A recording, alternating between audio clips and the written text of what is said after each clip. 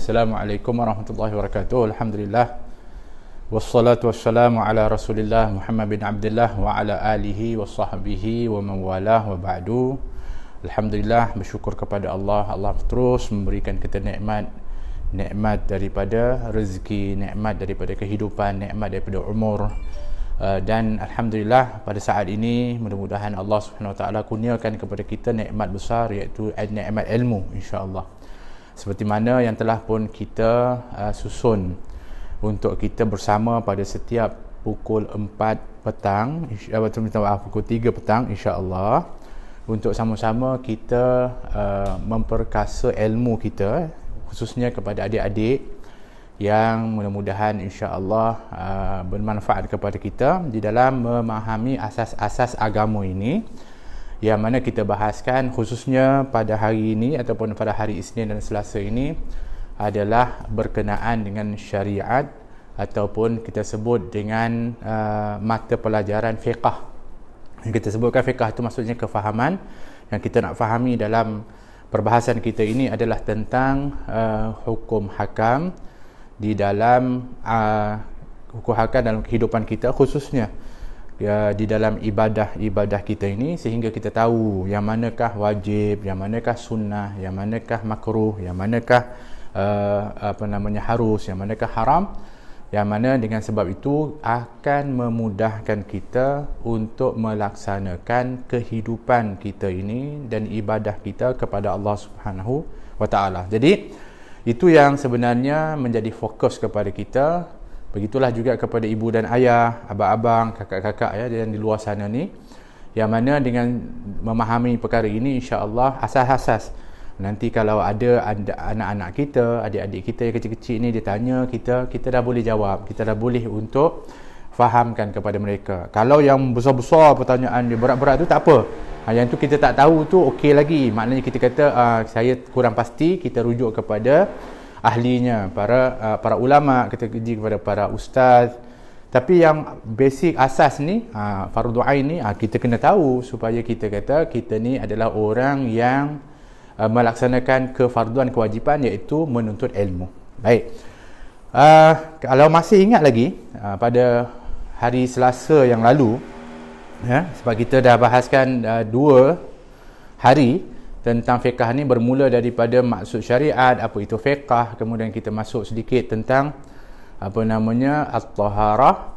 Pada Selasa tu kita cerita pasal taharah, tentang bersuci, yang mana kita fokuskan dulu tentang jenis-jenis air. Sebab yalah, apabila kita nak bersuci kita punya alat untuk menyucikan yang paling utama adalah air. So kita nak kenal jenis-jenis air dia. So kita dah senaraikan air itu ada 4 jenis, yang mana kalau ingat lagi, nama dia adalah air mutlak, dia suci dan mensucikan; air mustakmal, air yang suci tapi tidak mensucikan; air mutanajis, iaitu air yang bercampur dengan najis menjadi najis, tak suci, tak menyucikan; dan air musyammas, air yang diletak dalam bekas besi atau tembaga, berterjemur dengan cuaca yang panas, berubah menjadi air yang sangat panas, kemudian ianya makruh untuk digunakan untuk bersuci atau berwuduk.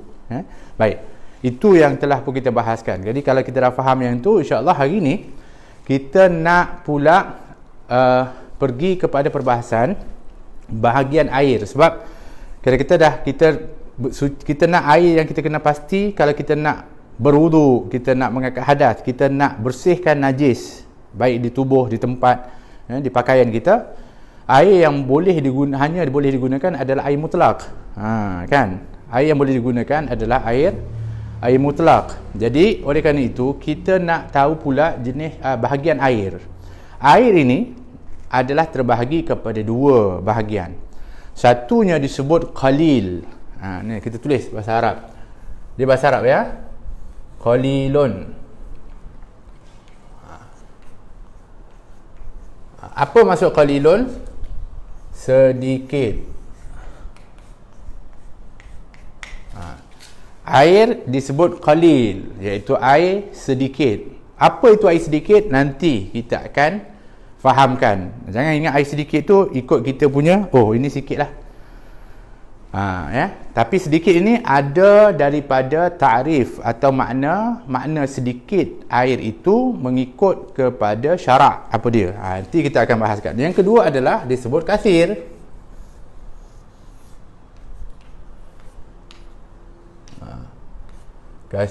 Kathirun. Itu banyak. Jadi air ni terbagi dua bahagian, satunya qalil, satunya kathir. Satunya disebut sedikit, yang kedua adalah banyak. Baik, baru dah kita nak kena faham apa maksud sedikit dan banyak dalam istilah syarak. Apa makna air sedikit, apa makna air banyak, macam mana ukuran dia, apa dia kandungan dia. Baik, yang disebutkan dengan ma'u qalil ataupun air yang sedikit adalah air yang kurang dari 2 qullah. Daripada 2 qullah. Nampak? Maknanya kalau kita kata istilah dia senang untuk kita faham, ianya adalah kurang dari 2 qullah.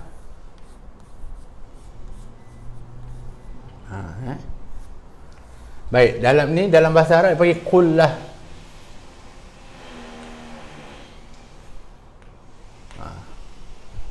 Bukan kolah.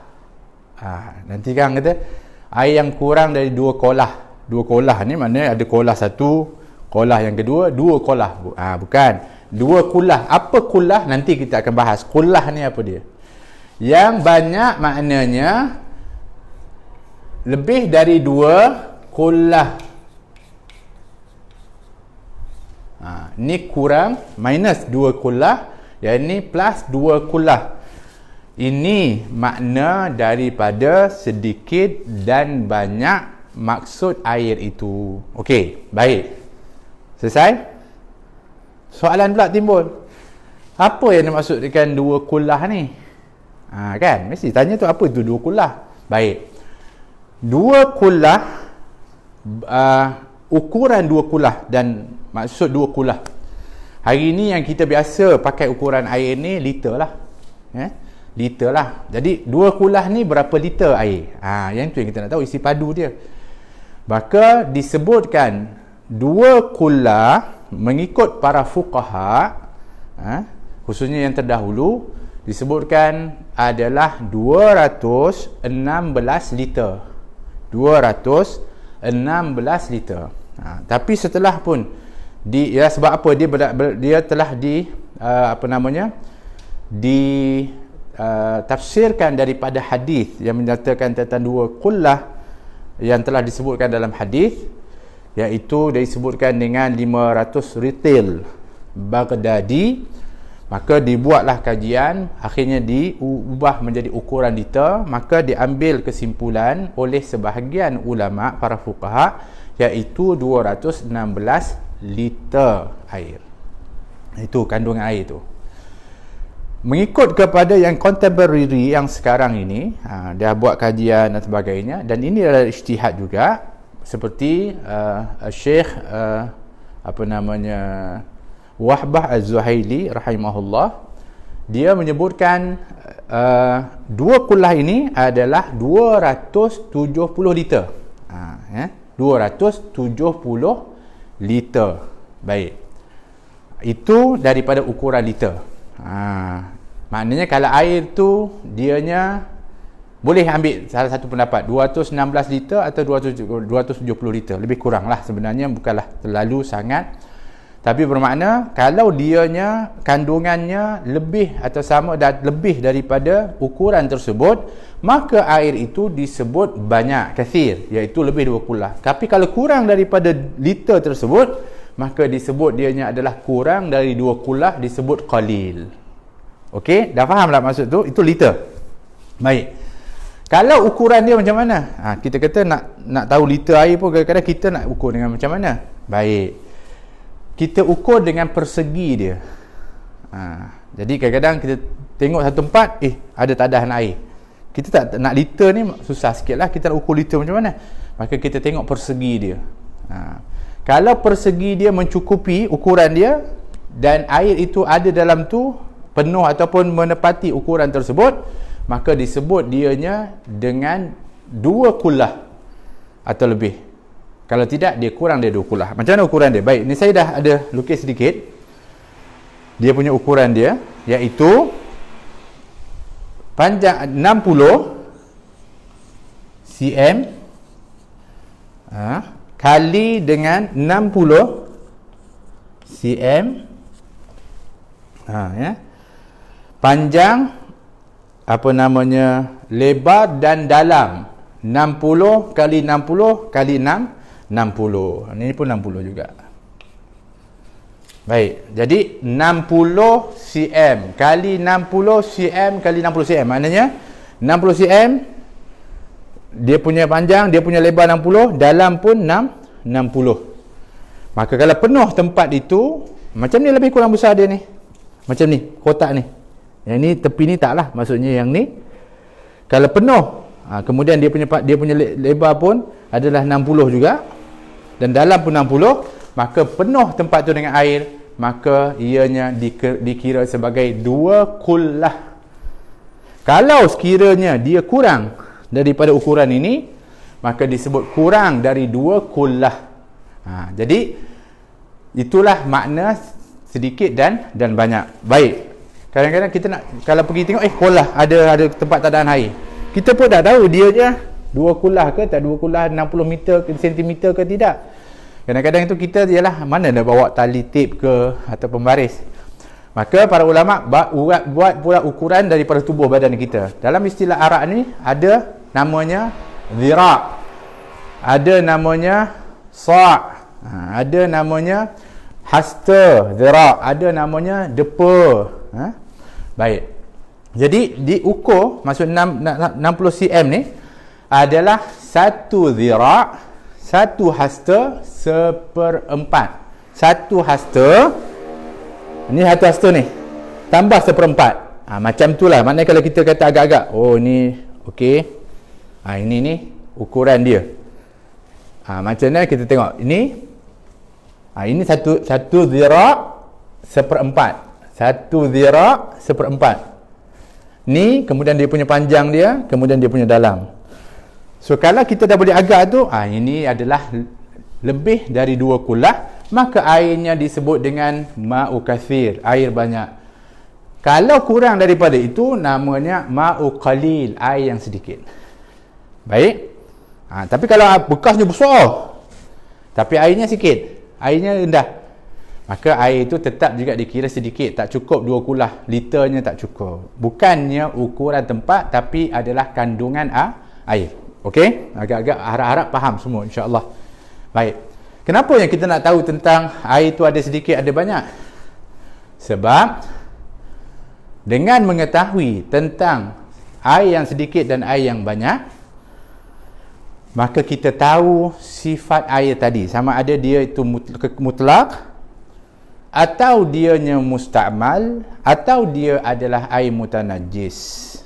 Macam mana maksud dia? Contoh, maksud air yang sedikit, ini yang kita kata adalah apabila asalnya air ini mutlak, air tiba-tiba masuk di dalamnya najis. Air sedikit, kurang 2 kullah, tak macam ni ukuran dia, sedikit air dalam besen, contohnya besen kita tu tak cukup 2 kullah lah. Besen yang biasa tu kan, baldi lah kita kata, tu tak cukup 2 kullah, masuk najis ke dalamnya. Di antara najis, contohlah, minta maaf, tai cicak jatuh dalam tu, nampaklah hitam putih kat dalam tu, nampak? Okey, apabila najis jatuh saja ke dalam air yang sedikit, sedikit iaitu kurang 2 kullah, automatik dia menjadi najis air tu. Sama ada berubah warna ke, sama ada berubah bau ke, sama ada dia berubah tak berubah pun, memang air tu masih natural, tapi ada najis dalam tu, jatuh najis dalam tu, maka air itu tetap berubah menjadi air mutanajjis, air yang najis. So air mutanajjis macam mana sifat dia? Dia tak suci dan tidak boleh mensucikan. Air itu tak suci dan tak boleh mensucikan.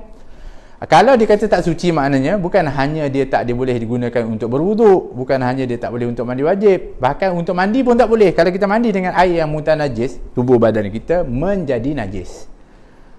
Kalau kita ambil dan masak pula, air yang kita minum itu air najis. Sebab itulah kita kena faham bahagian air ni, kecil dan banyak. Sebab tu kita tahu sifat air tu, ni najis, air ni adalah air najis, air ni ada, walaupun tak berubah apa pun pada air tersebut.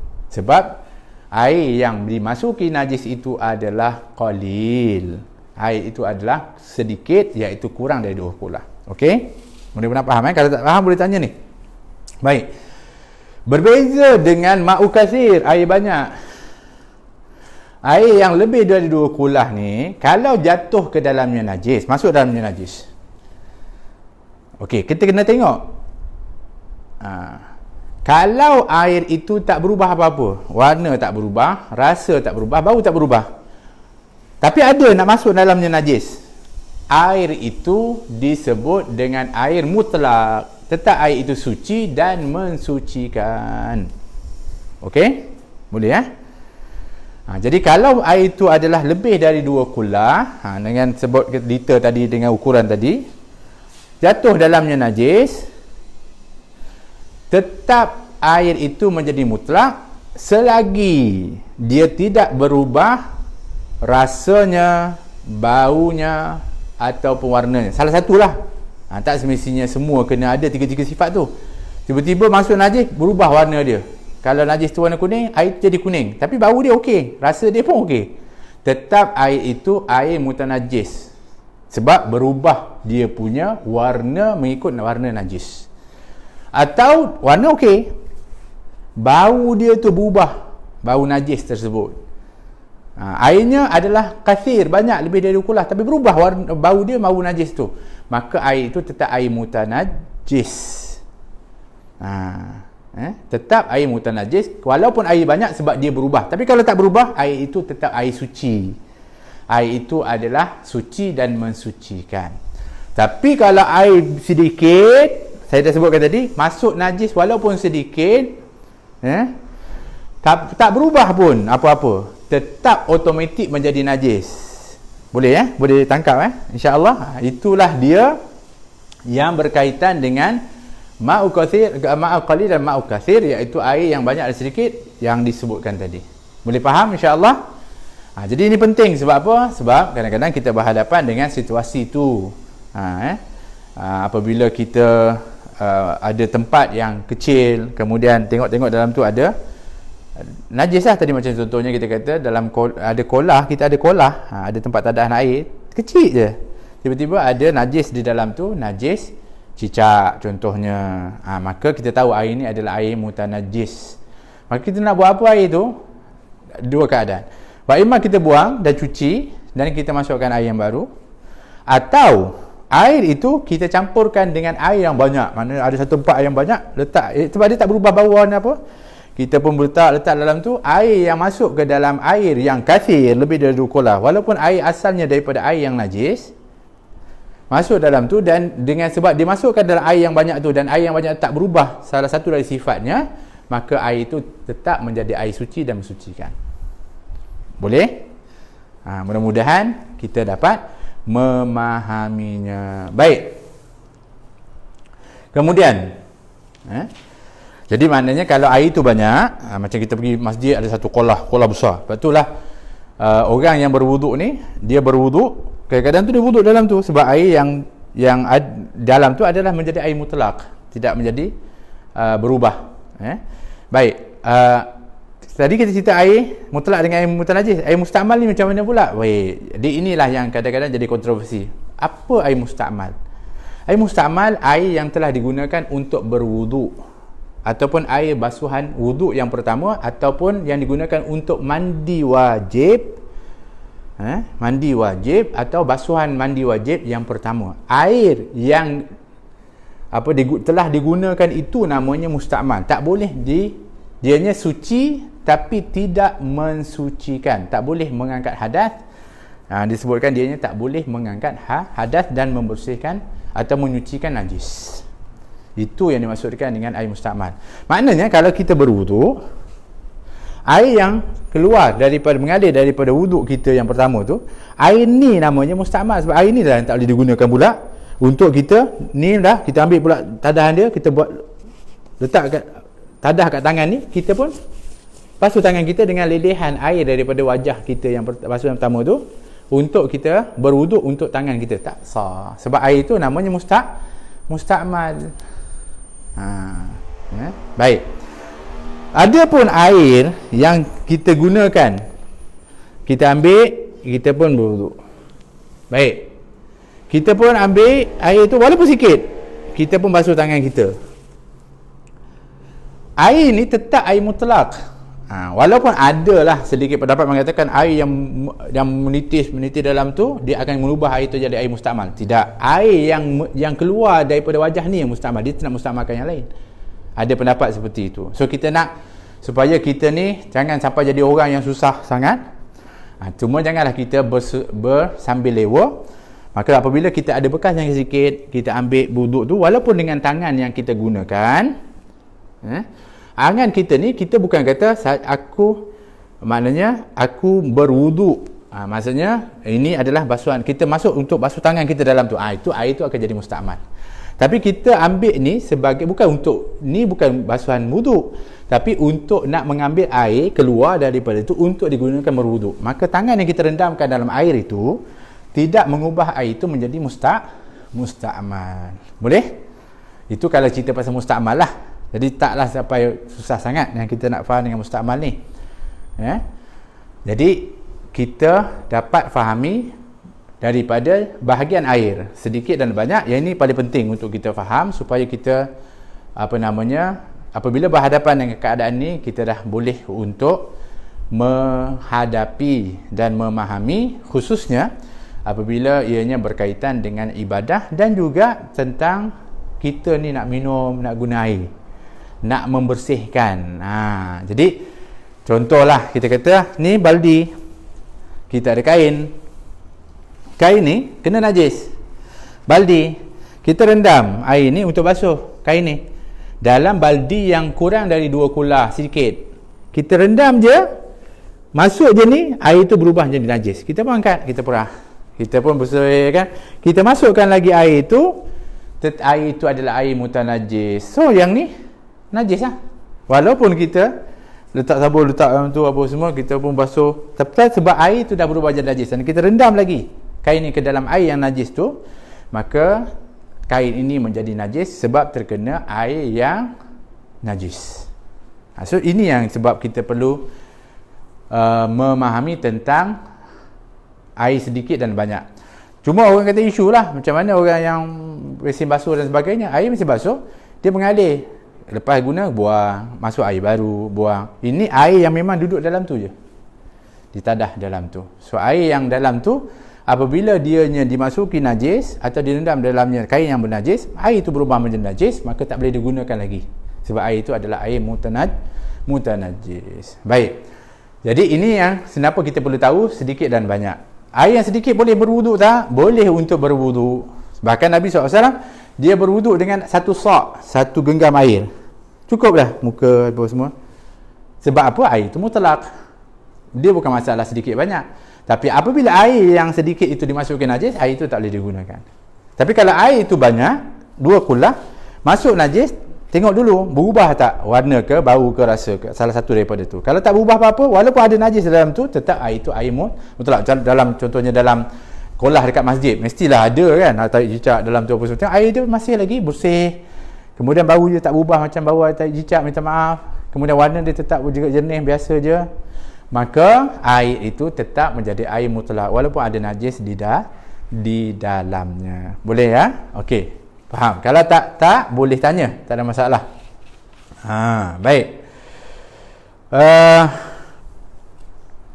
Kemudian selesai, boleh ya? Ni ukuran-ukuran ni kita kena, sebab apa ini? Sebab apa kadang-kadang kita nak agak-agak kita tu kena dengan ilmu, bukannya agak-agak tu kita main ikut kita punya selera.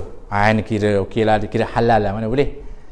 Ni kira ada najis macam tu, ini kira air mutlak lah ni sebab najis tu ada, tapi kira jernih lagi okey lah. Tak, dia mengikut ukuran, baru dia boleh untuk menetapkan sesuatu hukum. Okey, faham ya? InsyaAllah adik-adik, mudah-mudahan insyaAllah adik-adik faham. Baik, ini yang kita sudah catat. Baik, apabila kita dah sebutkan ni, kenapa yang kita nak kena tahu tentang air tadi ni? Air itu mutlak, air itu adalah mustakmal, itu adalah mutanajis. Sebab salah satu utama yang kita nak kena lakukan apabila khususnya kita nak ibadat, ini khusus untuk ibadat, secara umumnya kita ni nak bersihkan diri kita, sebab kita ni memang kena selalu berada dalam keadaan suci dan bersih. Kerana air adalah merupakan alat utama dia, maka kita nak pastikan air itu adalah air yang bersih dan disebut suci. Maka kita dah bahaskan jenis-jenis air dan juga bahagian air ni, kerana dengan itulah air dia boleh untuk membersihkan seorang itu daripada najis. So air ni digunakan untuk bersihkan najis tu. Baik, kalau begitu kita nak kena tahu tentang jenis-jenis najis. Sebab apabila ada najis tertentu, ada cara membersihkan dengan cara tertentu. Jangan ingat semua najis sama je, asalkan kita bersihkan, dia bersih lah. Nanti dulu, ada jenis-jenis najis dan cara membersihkannya, baru dikira dia telah bersih daripada najis. Apa najis ni maknanya? Sesuatu yang menjijikkan. Kalau mengikut pengertian disebutkan najis itu adalah sesuatu yang menjijikkan, seperti najis yang keluar daripada kubur dan dubur, baik manusia ataupun haiwan. Begitu juga dengan bangkai, begitu juga dengan muntah dan sebagainya, yang ianya adalah bersifat najis, yang insya-Allah saya akan bahaskan secara lebih luas lagi. Tapi najis itu terbagi kepada tiga. Najis itu terbagi kepada tiga. Yang pertama, jenis-jenis najis.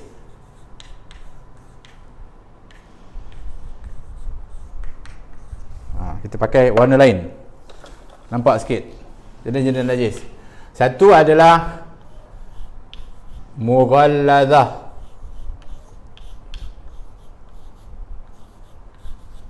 Dua adalah mutawassithah.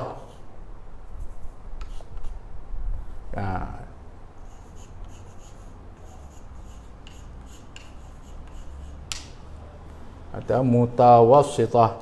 Tiga, mukhaffafah.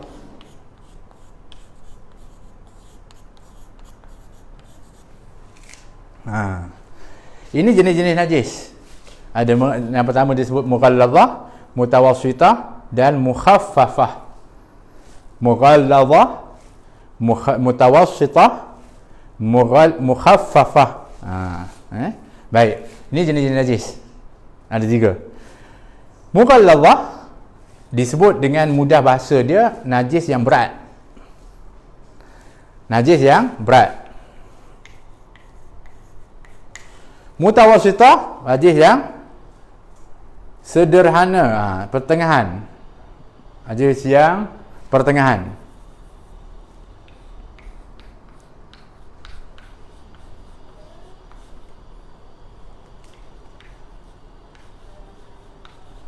Yang ini yang ringan.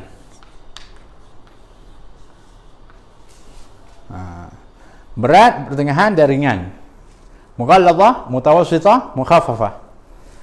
Kenapa kita nak tahu jenis-jenis ni? Sebab cara untuk membersihkan najis yang berat ni ada cara dan kaifiatnya dalam syarak dan syariat. Kalau tak gunakan kaedah tu, maka tak hilang najis. Maknanya dia ada dalam keadaan najis sentiasa. Sebab dia tak betul cara mensucikannya, membersihkannya. Begitu juga dengan mutawassithah, pertengahan ni. Ada cara untuk pastikan dia bersih dan suci. Kalau dia masih lagi tidak memenuhi syarat, maka baik yang kena tempat yang kena najis itu ataupun tidak dikira dianya suci, dia masih bernajis. Begitulah dengan najis yang ringan. Apa itu najis mughalladzah, mutawassithah dan mukhaffafah? Besok insya-Allah kita akan bahaskan secara tuntas insya-Allah tentang jenis-jenis najis. insya-Allah, dan cara untuk menghilangkannya. cara untuk mensuci dan membersihkan tempat ataupun keadaan yang terkena najis tersebut mengikut jenis-jenisnya. Wallahu ta'ala alam bisawab. Mungkin ada soalan ya? InsyaAllah.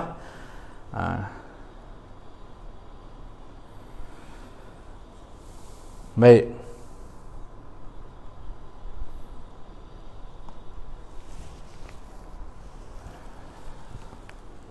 Assalamualaikum warahmatullahi wabarakatuh. Kalau terperangkap di dalam kawasan banjir dan tak ada bekanan air bersih, bolehkah gunakan air banjir untuk berwuduk? Terima kasih Habib. Baik.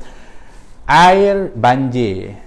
Air banjir adalah air yang dianya ialah kalau biasa banjir yang saya faham memang air itu air yang banyak lah. Disebut termasuklah dianya air kathir. Ya? Air kathir. Baik. Dia tercampur dengan macam-macam sebab dia bawa barang-barang dia ialah jalan dan sebagainya. Tapi air yang disebut air banjir ni, kerana dianya adalah air yang mengalir biasanya daripada sungai yang keluar melimpah ataupun apa saja dan mengalir, maka air itu dikira air mutlak dan boleh untuk digunakan untuk berwuduk. Baik. Boleh ya? Tapi kalau air banjir tu dia melimpah masuk dalam kita punya kolah. Tapi kolah ni tak mengalir lah air dia. Kita ambil tu, kita letak dalam kolah. Terkumpul air. Kalau air itu ada najis atau dimasuki najis, air itu jadi air mutanajis. Air itu jadi mutanajis. Tapi kalau air yang memang air banjir banyak ni, kemudian mengalir, makanya air itu disebut dengan air mutlak dan boleh sah untuk dijadikan air untuk bersuci atau berwuduk. Baik. Kalau dalam mesin basuh tu dicuci sekali dengan kain yang bernajis, bolehkah mesin basuh tu menyucikan? Baik. Itulah yang diperbincangkan, biasanya selalu menjadi isu lah. Baik. Yang konsep mesin basuh ni adalah air itu dimasukkan daripada air yang mutlak, air paip ke tempat basuhan yang ada dalamnya untuk bercampur pakaian-pakaian, dan mungkin ada pakaian itu yang bercampur yang kena najis. Apabila air itu melimpah masuk ke dalam tu dan air itu tidak cukup daripada 2 kullah, maknanya sedikit, air yang kena pakaian tu dan yang digunakan untuk menyucikan kali pertama itu adalah air yang najis. Maknanya lain pun jadi najis lah pakaian tu sebab air najis tadi tu bercampur dengan air. Baik, apabila air yang digunakan untuk tu dikeluarkan, sebab air itu maknanya dia memanglah najis, kena najis tu, najis air tu, tapi tetap juga dianya adalah sifatnya untuk membersihkan. So air yang kena najis tu tadi dia dah bersihkan, dikeluarkan air yang najis tu, diganti pula dengan air yang kedua, maka air yang kedua itu dikira, air yang pertama itu air najis. Air yang kedua yang digunakan untuk digunakan itu adalah air yang membersihkan. Macam contohlah kita kata, kalau tidak tak habis-habis lah. Kain ni kena najis, kita pun siram air. Maka air yang kita siram tu menyebabkan najis tu kena air. Memanglah yang lain ni akan mengalir dengan tu. Tapi air yang mengalir keluar tu dikira membawa najis. So air yang disiram ke atas sekali lagi tu dikira air yang menyucikan pula. Kalau tidak tak habis lah. Ini najis, siram lagi najis, siram lagi najis. Tak, macam itulah konsep dia. Air yang pertama itu memanglah dia kena najis, air itu akan berubah menjadi najis. Air yang kena najis tu dan dia mengalir keluar, dikira air itu mengalir keluar, air najis tu mengalir keluar walaupun dia basah. Maka air yang kedua yang dialirkan itu dikira menghilangkan najis ataupun menghilangkan ain, bukan ain lah, menghilangkan. Kalau ain najis, nanti kita besok akan bahaskan najis itu ada 2, ain dan hukmi. Tapi itu kita bahas esok. Jadi apabila dia dah bersihkan, air itu mengalir keluar, dikira air itu membawa najis. Macam mesin basuh lah, kita masuk ke dalam tu, kita tu air yang nanti kita flush out tu kira dia keluar membawa najis. Air yang kedua tu dikira tidak lagi menajiskan lagi lah, sebab air yang tu nanti di flush out lagi. Kalau tidak sampai bila pun dikira najis lah semua yang kena najis tu. Kita ni umat Nabi Muhammad SAW diberikan oleh Allah Subhanahu Wa Taala kelebihan daripada umat dulu. Umat dulu macam tu. Umat dulu dia tak boleh bersihkan dengan air. Sebab tu kalau dia najis dia kena potong. Bayangkan kalau pakaian ni kena najis, mana dia tak boleh bersih dengan air, tak boleh siram dengan air. Kalau siram air masih tak sah, dia kena potong. Itu umat dulu. Umat Nabi Muhammad disiram air, mengalir air tu, hilang bau, warna dan rasa, maka dikira suci. Boleh ya? Jadi ini konsep yang perlu untuk kita fahami. Berbeza dengan rendaman. Kita basuh, rendam dalam tu, kita angkat air tu najis, kita rendam lagi, itu tetap air tu air yang sama. Yang ni air flush out, keluar, maka air itu disebut sebagai sahlah basuhan kita tu. Assalamualaikum Habib. Salam. Bolehkah Habib terangkan detail mengenai basuhan wuduk itu tadi? Kita mengambil wuduk dengan getah paip dan contoh air dari basuh muka atau kepala menitik, adakah tak sah untuk basuh bahagian lain? Mungkin ini yang saya faham ni daripada tajuk daripada soalan tu. Maknanya kita ada paip kita pun basuh menitik kat tangan. Tak apa, saya kata jangan gunakan air ni, memang kita sengaja untuk gunakan ni untuk nak air tu berwuduk, tapi dia menitik kat tangan, tak masalah. Lepas tu kita ambil air yang baru untuk basuhan tangan. Yang tak boleh ni, air titik yang pertama menitis tu kita gunakan memang untuk niat berwuduk. Ni aku nak guna wuduk ni, ratakan tik. Dah wuduk tangan. Yang itu yang tak boleh. Tapi kalau kita basuh, menitiklah dekat tangan, kat kaki, tempat wuduk, tak ada masalah. Sebab lepas tu kita basuh dengan air yang lain. Okey? Yang itu yang dimaksudkan. Barulah kita kena faham yang tu, maksudnya. Jika air mustakmal terhimpun lebih 2 kulak, akan dibutuhkan menjadi air mutlak? Ya. Air mustakmal dihimpunkan, kemudian dihimpun, kumpul, dia jadi air banyak, lebih dari 2 kulak. Air itu jadi air mustakmal. Jangan kata air mustakmal, air mutanajis pun.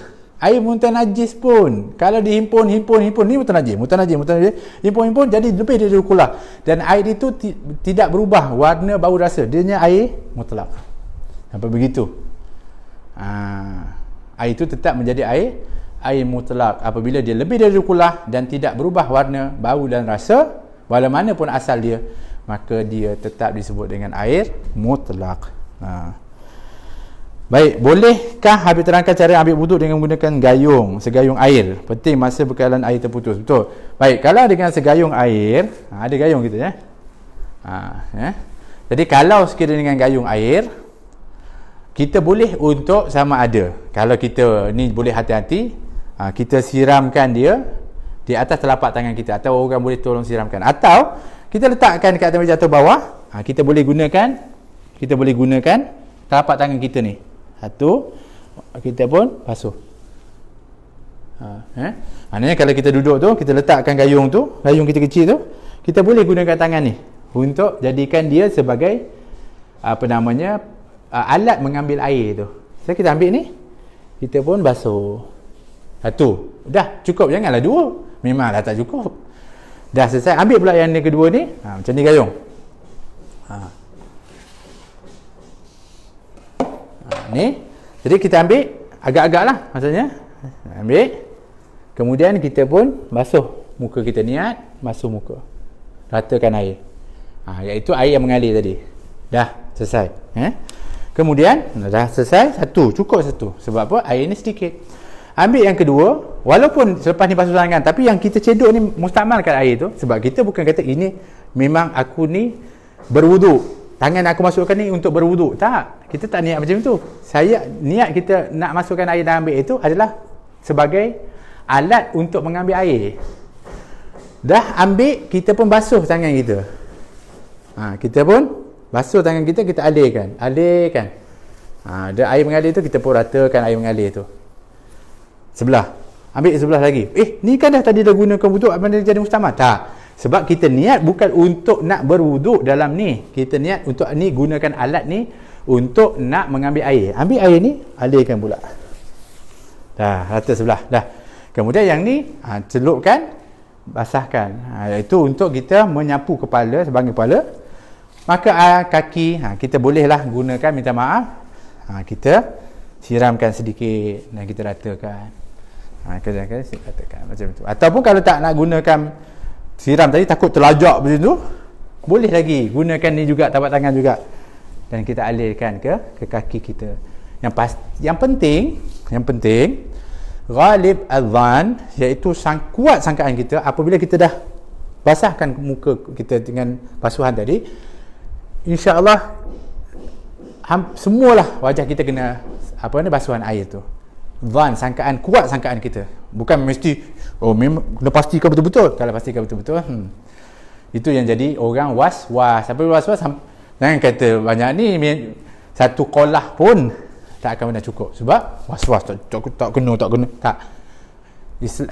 Syariat ni bukan syariat yang menyusahkan. Dianya adalah sangat mudah. Walaupun mudah, bukan dipermudah-mudahkan. Sudah tentulah kita kena sempurna dan terbaik. Tapi dalam keadaan tertentu cukup memadai, kita ambil yang memadai. Yang penting adalah semua dari juzuk-juzuk anggota wuduk itu kena basuhan air. Dia tak boleh diskaun. Macam ni, sebab air sikit je sudah ni tak kena diskaun sebab air sikit, tak boleh. Tangan sampai sini je lah, diskaun tak boleh. Dia mesti kena semua, walaupun air itu, basuhan itu hanya sedikit basuhan, tidak seperti biasa, tetap sah. Tapi semua anggota wuduk itu dibasuh dan sebahagian kepala itu disapu. Baik, itu adalah yang perlu untuk ambil perhatian. Baik, jika sewaktu mengangkat hadas kecil atau besar, kemudian air basuhan terpercik ke dalam baldi takung air baldi jadi air musyammas ke Habib? Baik, kita terangkan jenis air semalam. Air musyammas bukan air, mungkin dia maksudkan mustakmal lah ni. Musyammas ni air yang memang dia duduk dalam bekas besi terjemur dengan matahari, jadi panas. Air tu guna air panas tu, jadi makruh. Ini maksudnya mustakmal. Saya faham soalan tu lah. Maknanya adakah kita ambil ni, lepas tu terpercik masuk dalam ni, masuk, air ni jadi mustakmal? Memang ada pendapat mengatakan seperti itu, tetapi apabila difahami air yang mustakmal yang telah digunakan untuk wuduk, mana air yang memang jatuh daripada wajah ni, air ni yang tak boleh digunakan untuk wuduk. Adakah air ni akan menyebabkan air lain boleh mustakmal? Khilaf di para ulama. Ada mengatakan ya, ada yang mengatakan tak. Sebab tu kita ambil, kita jangan jadi macam orang yang susah nanti. Kita berusaha sekadar yang kita mampu kita buat. Tak perlu kita cek, alamak terjatuh, tak perlu. Ini kadang-kadang itu jadi was-was tu yang menjadikan orang was-was tu. Macam kita ni, kita basuh air yang kedua tu masuk dalam ni. Air tu memang mustakmal. Boleh tak kita buat basuhan yang kedua? Boleh, tak masalah. Jadi jangan kita terlalu rigid sangat. Jadi sampai kita kata tak boleh itu dan ini. Jadi kita ni kena juga ada kalanya memahami air yang saya katakan mustakmal, air yang itu jatuh ke tempat anggota wuduk yang kita gunakan untuk berwuduk, memang tak boleh. Tapi kalau sekiranya adalah percikan-percikan sedikit dalam tu, maka dianya dikira air itu serta air mutlak. Bahkan kalau nanti kita cerita pasal najis nanti insya-Allah, apabila ada percikan, contohlah orang tu dia buang air kecil, mungkinlah dia nampak macam air tu macam bergerak sikit. Mungkin air minta maaf, air yang dibuang air tu terkena sikit air tu, boleh menjadi ma'fu anhu, dimaafkan mengikut kaedah syarak. Sampai begitu keringanan yang ada kalanya diberikan oleh syariat. Jadi tapi ialah bukanlah sambil lewa kita memang kita ambil, kita cuba berusaha untuk kita nak elakkan daripada air itu berubah. Tapi setelah kita berusaha tu, maka kita dikira kita yakin bahawa apa yang kita ambil itu adalah air yang mutlak. Baik.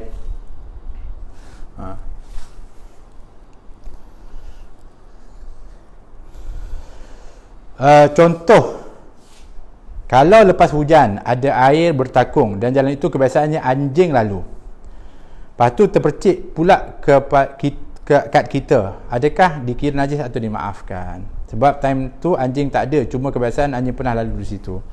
Baik, apabila ianya berkaitan dengan sesuatu yang disebut dengan ya'ummu balwa, iaitu dia memang tempat yang ditimpa dengan keadaan yang keumuman daripada satu-satu penimpaan yang kita kata kita tak boleh elakkan, jalan dan sebagainya. Contoh kita jalan kat luar tak pakai slipper, jalan ni mungkin ada pernah dilalui oleh atau kena najis ataupun haiwan dan sebagainya. Tapi masa kita kena tu, kita tak ada pun airnya, tak nampak pun najisnya, maka dianya dikira tidak najis. Dia tidak najis. Ni biasanya pernah anjing lalu, kita kata pernah anjing lalu, tapi masa tu anjing lalu tak, maka dikira air itu ataupun percikan itu tidak najis. Tapi kalau memang yang memercikkan itu, yang pijak itu adalah anjing, percikan itu menjadi percikan yang najis. Tempat itu dikira yang umum balwa. Tempat yang mana kalau kita pakai slipper kat luar tak pijak najis. Mungkin tempat jalan kita tu pastilah ada haiwan-haiwan najis ataupun najis-najis yang pernah ada dekat situ, tapi tetap juga dikira tidak najis. Kerana apa? Kerana ianya adalah ya'ummu balwa, mana tempat yang memang semudah ditimpakan dengan sesuatu yang di luar daripada kawalan kita. Tetapi dengan pasti apabila berlakunya percikan atau sesuatu itu kita tidak melihat secara zahir adanya najis, maka dikira ianya tidak najis. Kalau air yang bernajis dalam bekas yang kurang 2 kulah, bolehkah kita ubah air itu kepada mutlak dengan kita penuhkan air itu sehingga melimpah? Bila air yang najis itu sudah mengalir dan melimpah, ia dikira bersih tak? Okey, yang pertama sekali, apa kita nak buat kalau air yang sedikit ni masukkan najis, maka air itu jadi disebut dengan air mutanajis. Jadi kalau kita nak buat apa dia, kita buang najis tu dulu, kemudian kita pun alirkan air dalam tu, air tu mengalir keluar, maka air itu berubah menjadi air mutlak. Air najis tu dikeluarkan, kemudian kita alirkan air tu, kita tadah air tu melimpah, air tu boleh berubah menjadi air mutlak. Tapi ianya tetap juga nanti kalau kita dah belajar, kita akan rasa tak selesa. Air tadi asal najis, kemudian nanti adakah air itu berubah? Maka yang lebih baik, yang lebih sempurna adalah kita buang air itu, sebab itu air najis. Kemudian kita bersihkan, keluarkan air dan najis dan airnya, kemudian kita tadah dengan air yang baru, maka kita akan tenang. Sebab memang air yang mengalir ni seperti walaupun sedikit mengalir terus, walaupun dia kena najis, tetap juga air itu dikira air mutlak sebab air itu mengalir. Tapi dalam kes yang tempat tadahan tu, air yang sudah dijatuhi najis tu, air itu sudah menjadi najis, mutanajis, maka kalau boleh air itu najis itu dibuang, dan air itu dibuang, ditadah dengan air yang baru. Bagaimana sekiranya air yang sedikit, contohnya 1 gayung pada basuhan wuduk yang terakhir, barulah perasan yang dalam gayung itu ada najis cicak, maka tak sah wuduk kita, maka kita kena buang air yang najis itu, digantikan air mutlak ini dan dimulakan dengan wuduk yang baru. Dia berbeza dengan kita dah basuh sampai kepada tangan atau kepala, kemudian baru kita nampak tu jatuh dalam tu, maka air itu baru berubah menjadi mutanajis am. Maka air itu dibuang, ganti air untuk basuh kaki je, tak perlu mula daripada awal. Tapi kalau dianya kita baru perasan sebab rupanya daripada awal dah ada dah najis tu, mana daripada wuduk kita daripada awal tidak sah. Tapi kalau semasa tengah wuduk itu baru masuk najis tu, maka yang tak boleh digunakan adalah untuk basuhan seterusnya. Basuhan yang awal itu adalah sah. Kalau terkena najis, minta maaf, kencing kucing yang basah pada baju sweater, soalan bagaimana nak bersihkan najis tersebut? Kalau baju sweater, kan, kalau nanti besok sebab kita akan apa namanya, cerita pasal najis tu. Ni baju, kita ambil air, kita pun tuang air tu mengalir. Baik, mengalirkan air di atas tempat najis itu adalah cara membasuh najis. Okey, tapi nak pastikan dianya adalah betul-betul hilang najisnya, dikira suci, dia nak kena tengok sama ada bau ataupun rasa ataupun warna dia hilang. Kalau hilang tu maknanya bersih. Jadi alirkan air, tak hilang macam bau lagi, alirkan air. Okey, dah hilang bau dia, warna tak ada, dia punya rasa tak tahulah kena rasa, tapi biasanya bukanlah masalah rasa, maknanya rasa-rasanya dia memang dah, maka dikira suci dah sweater tu. Dengan kita menjirus air ke atasnya dan hilang salah satu tiga sifat tersebut. Besok kita akan bahaskan secara detail insya-Allah cara membersihkan jenis-jenis najis dan cara membersihkan dia. Jadi baru kita akan lebih faham secara lebih tuntas insya-Allah.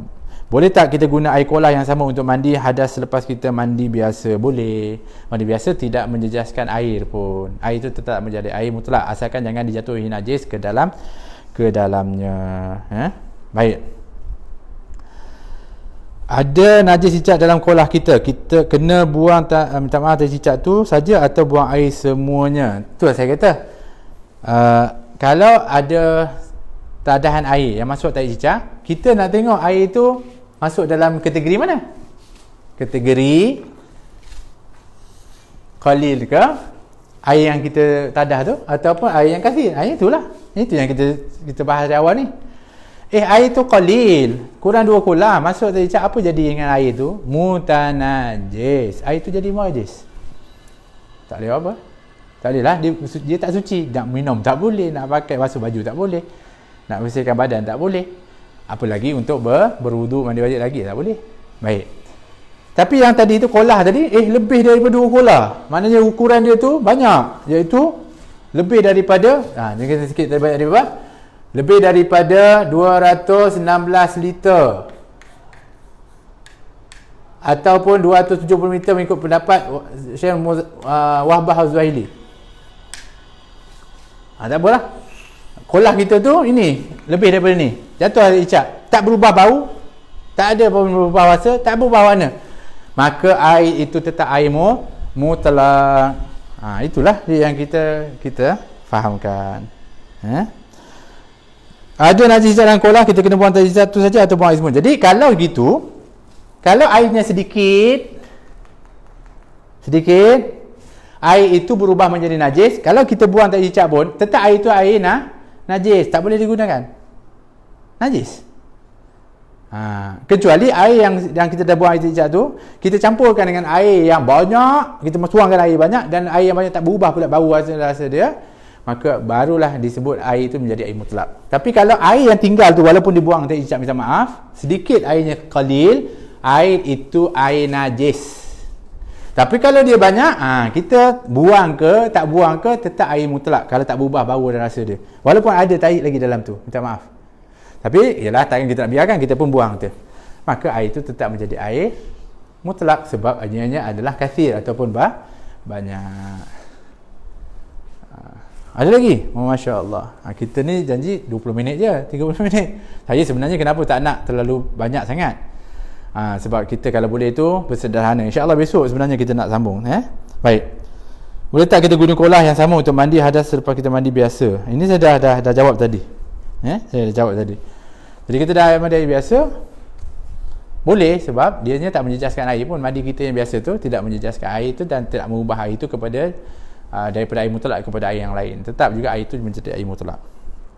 Kalau air campur sabun masih lagi air mutlak ke? Bolehkah guna untuk menyelesaikan najis? Baik, air yang bercampur dengan sesuatu yang suci, sabun suci, maka air itu disebut dengan air yang mutaghayyir. Masuk dalam kategori mustamal sikit, tapi mutaghayyir, air yang berubah. Air berubah ni sifat dia suci tapi tidak menyucikan. Suci tapi menyucikan. Tak menyucikan ni jangan kata tak menyucikan. Apa maksudnya? Nak menyucikan ni tidak boleh digunakan mengangkat hadas dan mandi wajib. Itu tak boleh. Gunakan air sabun untuk berwuduk, tak sah. Gunakan air sabun untuk mandi wajib, tak sah. Tapi kalau dia digunakan untuk bersihkan pakaian, boleh. Dia suci. Maksudnya digunakan untuk pakaian macam ni. Ni kita pakaian, kita ambil sabun, kita pun basuh. Tapi lepas tu kita kena basuh dengan air biar lain, mutlak. Tadi tak ada masalah. Air sabun ini disebutkan boleh untuk membersihkan najis. Ni najis, air kita bersihkan najis dengan air sabun itu. Boleh kita gunakan. Tapi lepas itu kita kena siram dengan air mutlak juga. Kan? Betul. Sebab tu kadang-kadang orang tu letak sabun, dia basuh. Sabun tu pun hilang. Lepas tu air yang dirus tu air yang mutlak. Sah dia punya berbersihan. Tapi kalau digunakan semata-mata air yang bercampur itu, maka dibimbangi air yang telah berubah itu tidak membersihkan kepada najis tersebut. Jadi air sabun dia suci, tapi dia tidak menyucikan, tak boleh digunakan untuk berwuduk, tak boleh digunakan mandi wajib. Dan kalau dibersihkan, diletakkan ataupun dibersihkan kepada najis, mesti juga dituang dengan air yang mutlak. Mesti juga setelah sabun dirus dengan air yang mutlak. Baik. Kalau lepas basuh tempat najis tu tapi bekasnya bertanda, memang tak boleh hilang. Maknanya tempat yang dibasuh tu ada bertanda, apa maksudnya? Kalau bertanda, contohnya bertanda najis. Nanti besok kita akan bahaskan ni. Ada tempat yang mana sesuatu yang kadang-kadang dia tak boleh hilang, tapi zatnya hilang, airnya hilang dan bau rasa dia hilang, tapi dia punya tu ada juga kesan sikit, maka dia boleh nanti masuk kepada satu kaedah disebut dengan ma'fu anhu, dimaafkan. Tengok keadaan. Besok insya-Allah kita akan bahaskan tentang perkara ini secara tuntas insya-Allah. Air lepas bilas baju dari mesin basuh dan dari semi auto, adakah air tu boleh gunakan untuk basuh baju yang lain? Adakah air tu dikira suci? Tak boleh lah. Sebab air mesin basuh dari semi auto tu yang kita dah basuh, kita alihkan keluar tu, air tu dah bercampur. Kalau ada tu ada najis, maka tak bolehlah digunakan lagi untuk basuh yang lain. Kan? Jadi air tu kena buang lah. Kemudian lepas tu dimasukkan dengan air yang lain untuk nak bilas lagi dia daripada untuk bersihkan dia daripada najis tersebut, ataupun daripada air mutlak pula dialirkan ke atasnya. Tapi air yang keluar daripada itu tak boleh digunakan untuk basuhan yang lain. Wallahu ta'ala alam bisawab. Mudah-mudahan insya-Allah bermanfaat. Minta maaf ini dah jadi terlajak-lajak panjang sikit. Maklumlah apabila tentang hukum hakam ni memang dia akan pergi kepada pertanyaan-pertanyaan, tapi mudah-mudahan insya-Allah dengan pertanyaan ini kita dapat lagi menambah lagi ilmu kita dan pengetahuan.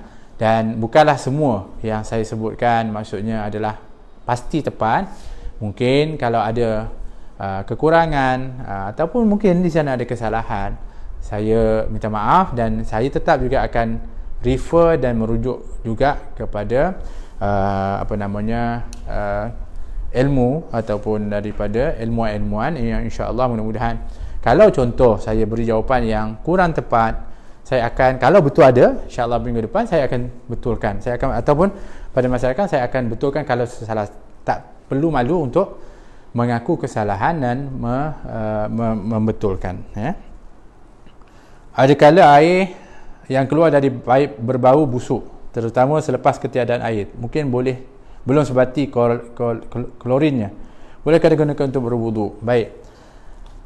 Kalau air yang paip itu sumbernya daripada air yang banyak, daripada sumber air yang banyak, air banyak itu maknanya dianya, kita sebutkan semalam, air yang mutlak itu kalaupun perigi air itu banyak, tapi kerana dia tanahnya ataupun tempatnya itu ada lumut dan dia berbau lumut, ataupun dianya tanah berbau tanah, kalau dia gambut berbau gambut, dan sebagainya, tetap air itu menjadi air mutlak. Jadi boleh sebenarnya untuk kita berwuduk walaupun dia agak berbau, tapi daripada air mutlak yang memang baunya itu asal daripada tempat tersebut.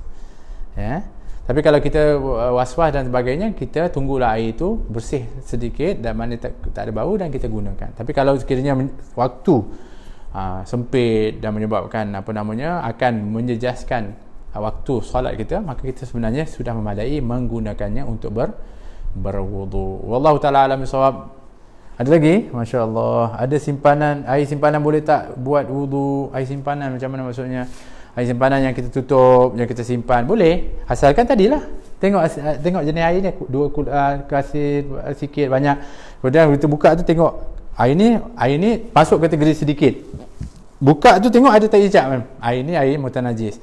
Air tu banyak, buka je ada najis, tetap juga air mutlak, tak berubah bau, tak ada rasa. Airnya sedikit, buka je tak ada apa-apa, najis tak ada. Airnya adalah air mutlak walaupun sedikit, tetap air mutlak. Jadi ini semua panduan kita. Sebab tu kita ajar asas-asas ni supaya kita jadi senang. Sebenarnya apabila kita hadapan suatu situasi tu, ada ilmu ni, kita dah boleh untuk memahaminya immediate masa tu lah. Sejak barulah kita nak tanya apa semua, sedangkan mungkin dah kita ada penghujung waktu, kadang-kadang kita nak segera, tapi kerana kita tak ada asas-asas ni, jadi kita akan jadi susah dengan sebab itu. Kerana kita kena hidup bersyariat. Kita tak boleh ikut selera kita, laki halal lah ni, tak boleh. Kita kena ikut syariat. Jadi sebab tu kita belajar tentang fiqh, tentang kefahaman, tentang ilmu syariat dan juga ilmu untuk kita beramal. Mudah-mudahan insya-Allah bermanfaat. Mudah-mudahan Allah SWT berkati kita, diberikan ilmu yang bermanfaat. Rabbana atina fid dunya hasanah fil akhirati hasanah wa qina adzabannar. Wa sallallahu ala sayyidina Muhammad wa ala alihi wasallam. Alhamdulillahirabbil alamin. Besok insya-Allah kita sambung. Jadi kalau nak tanya pun teruskan tanya, boleh. Kalau tanya lebih awal lagi, insya-Allah besok kita boleh jawab soalan-soalan tu. Mungkin saya lebih bersedia lagi, sebab mungkin saya boleh rujuk yang akan datang. Besok pukul 3 petang ya, jangan lupa. Kita akan bersama lagi. Ajak kawan-kawan, ajak adik-adik, ajak khususnya pelajar-pelajar kita ni untuk join sama dalam kelas ni. Kita masih di peringkat awal lagi, jangan kata dah terlepas. Lagipun kita dah ada rakaman-rakaman yang boleh untuk kita go through balik, untuk kita ingat-ingat balik. Kalau boleh, kita sendiri sebenarnya yang tengok secara live supaya kita lebih mudah untuk mendapatkan kefahaman. Wallahu taala alam bisawab. Aqulu qauli hadza wa astaghfirullahal azim li wa lakum. Wassalamualaikum warahmatullahi wabarakatuh.